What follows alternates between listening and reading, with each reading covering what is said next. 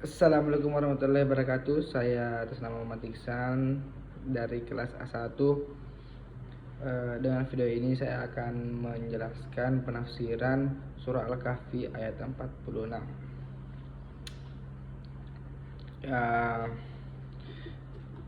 Tafsir ayat Al-Kahfi 46. Pada ayat ini Allah mengingatkan bahwa di antara perhiasan kehidupan dunia yang menjadikan manusia berbangga-bangga dan memperebutkan masalah dunia adalah harta dan anak-anak laki-laki.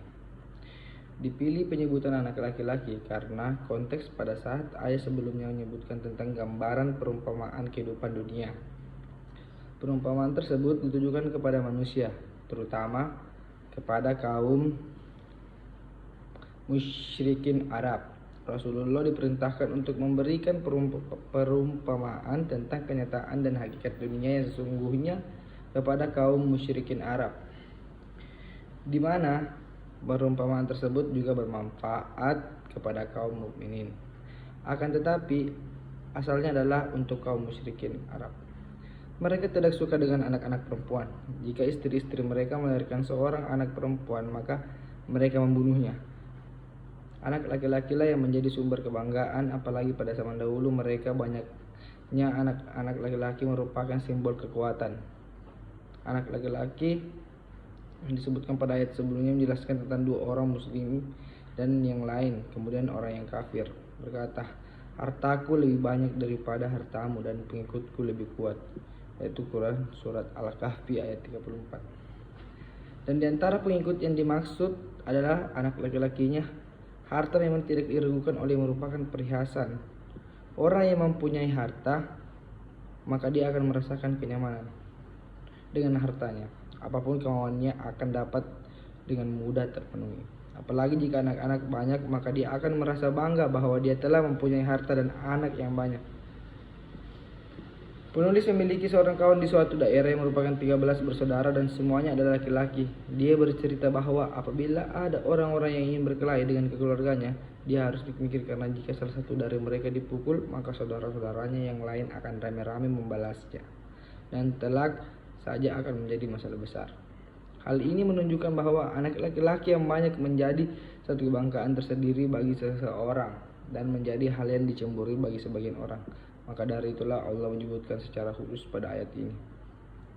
Kenapa Allah mendahulukan harta daripada anak-anak? Karena yang terpenting adalah harta. Percuma seseorang memiliki banyak anak namun tidak memiliki harta, karena hal itu akan semakin merepotkan. Akan tetapi jika dia mempunyai harta yang banyak disertai anak-anak yang banyak, maka hal ini akan menjadi kesempurnaan dalam memiliki perhiasan kehidupan dunia. Allah tidak menafikan bahwa harta dan anak-anak merupakan keindahan. Hal ini adalah benar. Maka dari itulah Allah berfirman adalah perhiasan kehidupan dunia. Allah menyandarkan kehidupan dengan dunia secara bahasa memiliki makna dekat. Artinya kehidupan yang dekat dengan kematian dan segera selesai. Setelah membuat perumpamaan yang telah disebutkan pada ayat sebelumnya, Allah memerintahkan untuk membandingkan dengan firman Allah. Banyaknya perselisihan di kalangan para ahli tafsir ketika menjelaskan tentang maksud ayat di atas. Perselisihan ini sering disebut dengan ikhtilaf tanawuh, artinya perbedaan secara contoh. Ada yang menafsirkannya dengan salat 5 waktu, ada juga menafsirkan dengan zikir. Menurut As-Sa'di yang benar, penafsiran tersebut adalah mencakup amal saleh berkaitan dengan hak Allah maupun yang berkaitan dengan hak-hak manusia. Hak-hak Allah sangat banyak seperti salat, puasa, salat malam, membaca Al-Quran dan lain sebagainya. Begitu juga dengan hak-hak manusia, contohnya adalah berbakti kepada orang tua, mengurusi anak istri, bersedekah atau memberi zakat kepada orang yang fakir. Dan semua bentuk amal saleh adalah karena dia akan tersisa di akhirat. Adapun harta dan anak-anak maka semua itu akan sirna.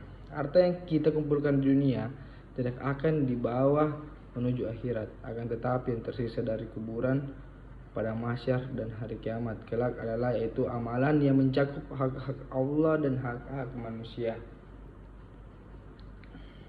Maka dari itu penulis seringkali memberikan nasihat, janganlah seseorang muslim bengong. Hendaknya dia memiliki kegiatan. Para ulama salaf tidak menyukai orang-orang yang bengong ataupun tidak memiliki kegiatan. Karena ketika seseorang tidak memiliki kegiatan, akhirnya dia bermain gadget. Meskipun dia dalam keadaan tidak ada aktivitas, hendaknya disertai dengan zikir, karena apa yang diucapkan dari zikir itu merupakan, seandainya di sana kita diam, hendaknya kita merenungkan tentang keagungan Allah.